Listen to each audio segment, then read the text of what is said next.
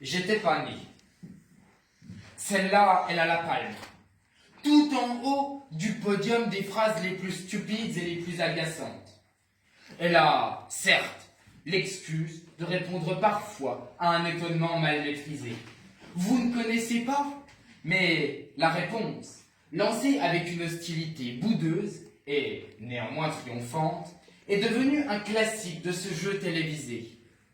Non, je ne connais pas ce tube planétaire des Beatles, ce discours du président Kennedy à Berlin, le titre du premier roman de François Sagan.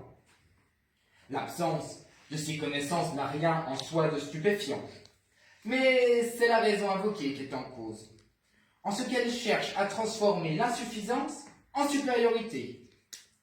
Vous connaissez la réponse parce que vous êtes vieux, je l'ignore parce que je suis jeune. Alors, Rembrandt, Victor Hugo, Pascal, pas davantage?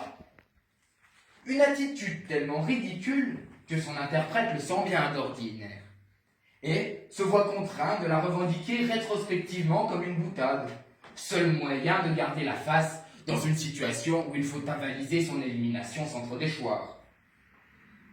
Certains, toutefois, répètent d'un ton buté, comme si c'était la clé du monde. « J'étais pas né !» avec une avancée du menton qui évoque le mâchonnement d'un éternel chewing-gum.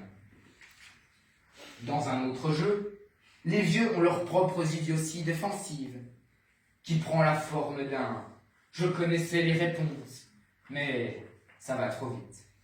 Et on n'ose pas toujours leur demander pourquoi ils viennent si spontanément risquer le ridicule dans une compétition manifestement basée sur la vitesse.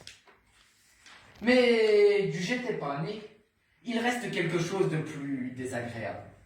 L'idée que derrière le révélateur de la culture se cache une façon de vivre dans un univers différent, partagé seulement pour apparence, qu'un début de personnalité trouverait son appartenance à une classe d'âge, si tant est que les émetteurs de cette sentence puissent avoir une personnalité.